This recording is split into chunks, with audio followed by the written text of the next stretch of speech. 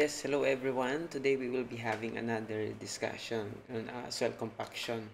So this time, meron tayo ng parang laboratory test result in in the field. So the laboratory compaction test, so given naman tayo ng data no, in a clay silt that are given in the following table. So may moisture content and then the dry unit weight ng bawat sample. So the following are the results of the field density or the field unit weight. Actually ginamit to by the sand cone method. So yung nangyari dito actually is FDT yung tinatawag niyan.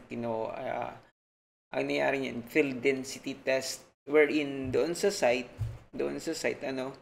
kukuha ka ng mga kunyari nakumpak mo na yung subgrade, kunyari subgrade lang muna tayo, nakuha mo na yung compaction ng subgrade na na vibrator mo na or ang tawag diyan napison mo na, napison mo na tapos titingnan mo kung papasa ba siya or sakto ba yung kanyang magiging soil compaction na kung tama na ba yung magiging soil compaction niya.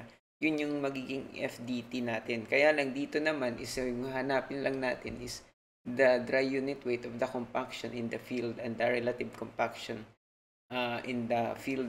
Pero yung method talaga is pag doon ka na sa field, ang tawag dyan is sa FDT result.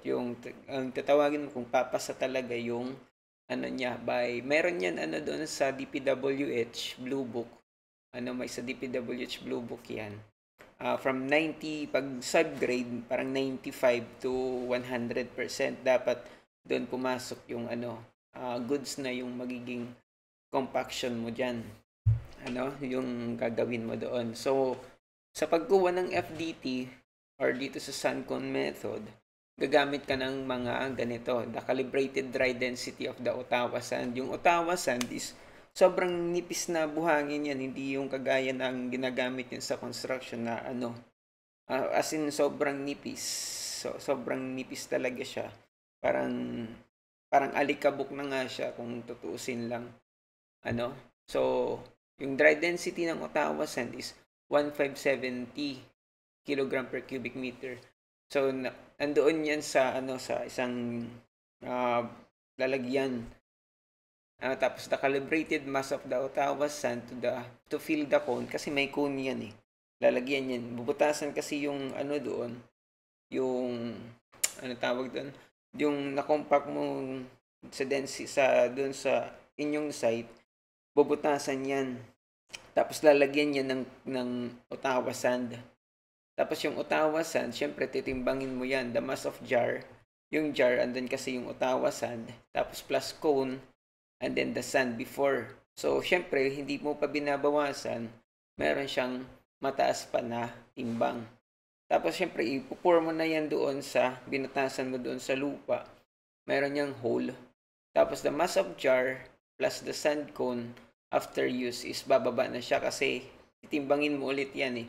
Pag nilagay mo na yan doon sa butas, tapos ititimbang mo ulit yung jar mo plus the cone, yun na yung magiging timbang. So, nabawasan na siya ng timbang niya. So, the mass naman of moist soil from the hole, kasi yung lupa na yan na bubutasan mo, titimbangin mo ulit. Titimbangin mo yan. Kailangan timbangin mo yan. Siyempre, para makuha mo talaga yung compaction. Tapos, the moisture content of the moist naman, siyempre, nakuha yan. Ang pagkuha naman nitong moisture content, ito yung nakuha mong lupa doon sa hole na yan, doon sa binutasan mo. Kukunin mo yung moisture content niyan.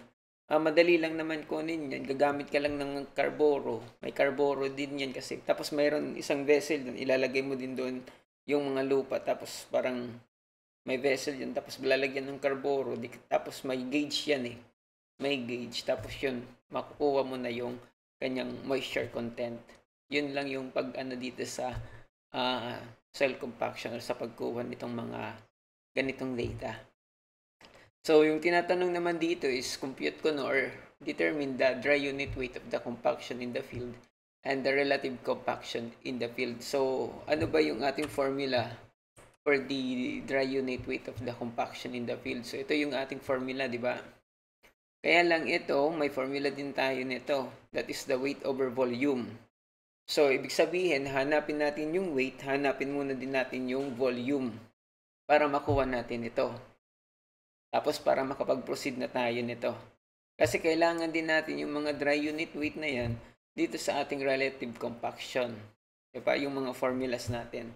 So, sabihin natin the mass of the sand used in the cone, in the hole, and the cone, to fill the hole in and the cone is ganito. Maminusan natin, di ba?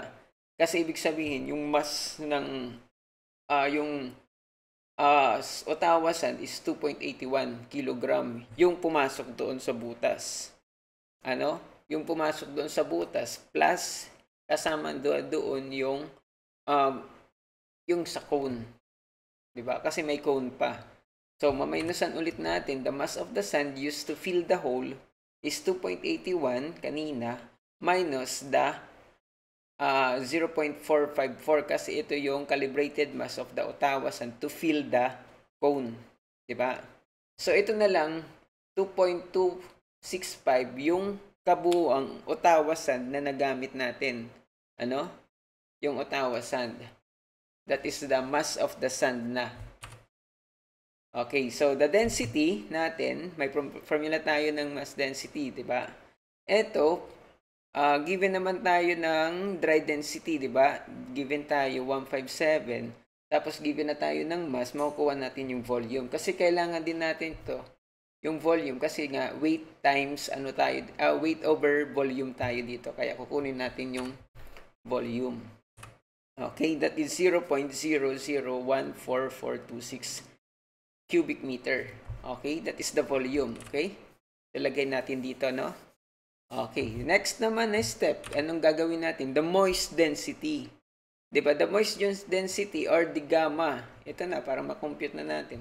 The mass of the moist soil, tapos volume of the hole na. Ito na kasi yung volume of the hole. Diba? Yung butas na kanina. Okay? Ginamit siya doon. Kaya para makompute natin yung mass ng volume, gumamit tayo ng Ottawa sand. Kasi hindi naman tubig yung pwede. Kung kasya yung tubig, pwede. Kaya lang, yung tubig, kasi magkakaroon siya ng seepage. Diba? Kasi lupa yan eh. Kaya ginagamit natin Ottawa sand. Diba? Para makompute natin yung density, yung volume ng hole na yan. Kasi hindi naman magiging perfect yan talaga. Although perfect yung cylinder mo sa loob, sa labas, kaya lang doon sa pagbutas mo sa loob, syempre may mga na ano yan, hindi mo masasabi na perfect yung magiging cylinder yung magiging butas mo doon. Kaya ginamit natin ng gumamit tayo ng Ottawa sand to calibrate the volume of the hole. So, moist density of the compacted soil, ito na yan, ano? Actually, gamma density, parang density, parang dry density din to eh. Hindi dry density, I mean, parang gamma din, kaya lang in terms of mass yung ginagamit. Sa density, sa gamma is weight, di ba? So that is 3.007 over the over the volume of the hole. So that is 2,084.42. If ever nagkamali ako ng computation ko dito, paki-double check nyo lang paki-double check nyo na lang kung baka nagkamali. Basta yung procedures natin is ganito. Tapos syempre, wag mong kalimutan i-like or subscribe yung ating video kung gusto mo or trip mo tong mga video natin. Okay, lagay natin dito. So, the moist unit weight, ito na yung moist unit weight. So, yun nga. Actually, pwede ka naman magrekta kasi kanina dito, di ba? Kaya lang is, syempre, pakita natin na manual or yung kanina ba, 'di ba? Pwede mong irekta naman 'yan, diretso ka ng gamma. Kung kabisado mo na, no? Kung kabisado mo na, pwede ka. Kasi kanina density, ngayon unit weight. Syempre, yung density is in terms of mass. Pag unit weight is in terms of weight. Yan lang naman. So, yung mass, i-multiply mo by 9.81. Tapos, syempre dito, i-divide mo siya ng 1,000. Kasi nga, parang kilonewton yung ating unit, yung ating units. Ano? So, that is 20.45 yung ating unit weight. So, kasi ito magiging Newton. So, divide 1,000 para maging kilonewton. Diba? Ganun lang siya. Okay, next is, syempre meron na tayong value nito. Ilalagay na natin dyan. Okay, substituting the value of 20.45. Yon. Tapos yung, okay, so ito pala na 10.7. Paano natin nakuha? So, gumamit tayo ng calculator. Actually, naturo ko na to doon sa previous video natin. Ganito lang yun naman yung pagkukuha natin dyan. Okay, ilagay ko lang dito, ano. So, mode, stat 3. Tapos dito tayo sa 3. Tapos, lagay natin, this would be the x. X, 8, 9, 11, 12, 14. Tapos, dito, meron tayo 14.8, 17.45, and then 18.52, 18.9, 18.5, and then 16.9. So, yun. Tapos, close natin. Stat. Ito yung stat, diba? Shift, stat, regression. Sabihin natin A. Tapos, i-store natin sa A. Tapos, regression, stat ulit, regression. Doon naman tayo sa B. 2. 2. Yun.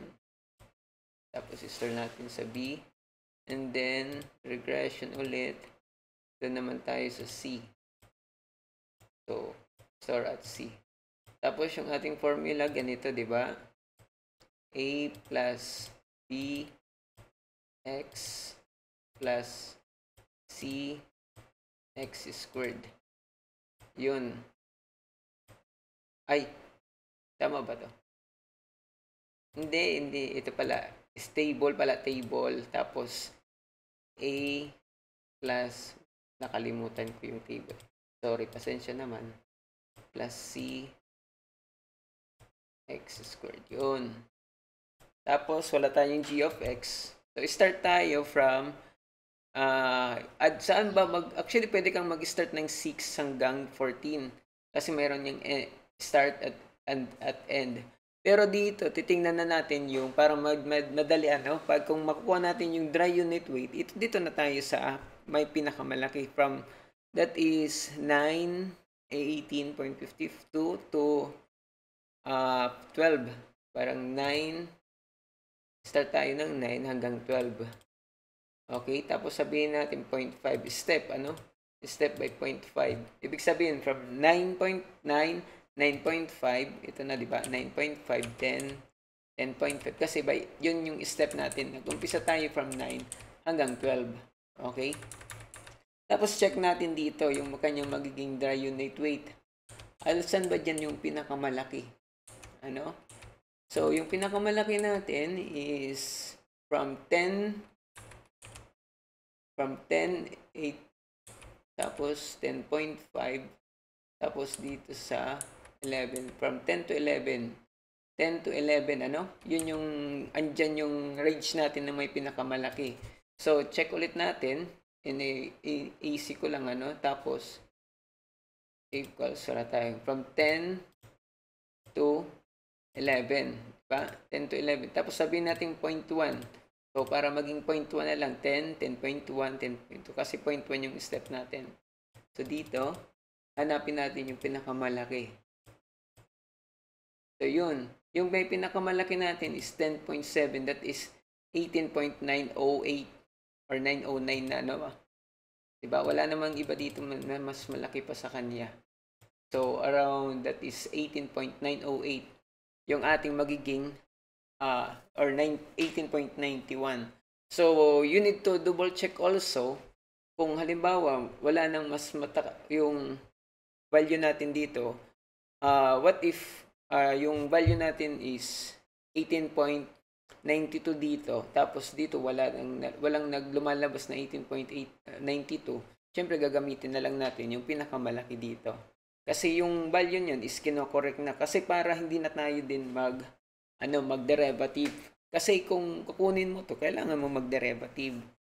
So para hindi na tayo mag-derivative, kaya nagkakaroon tayo ng table na ganito sa ating calculator kasi meron naman tayong calculator.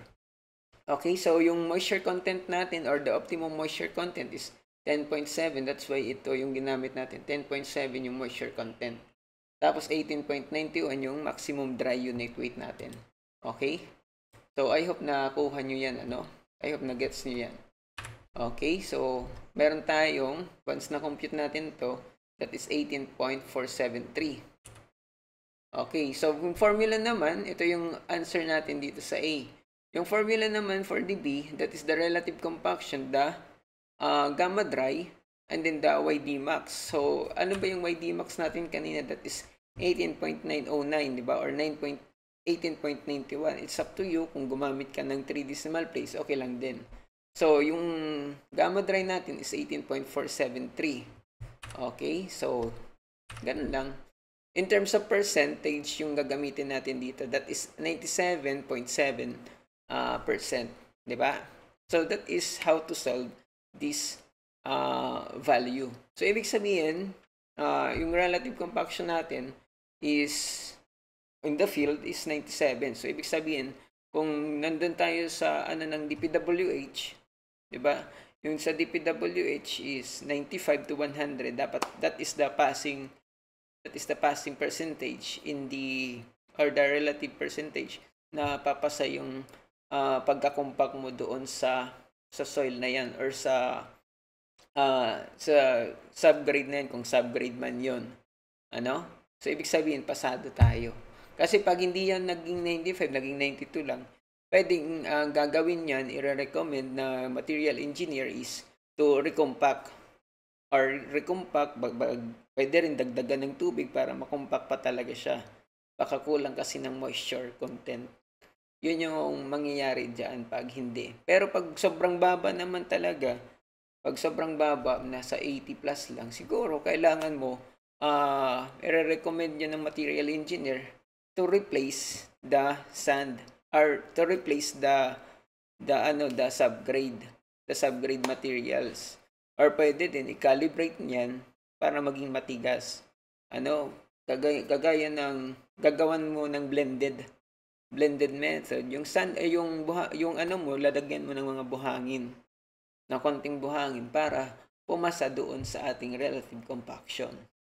Okay, that's all sa atin sa soil compaction nito. I hope na may nakuha kayo dito sa ating problem nito. That's all for today and bye guys.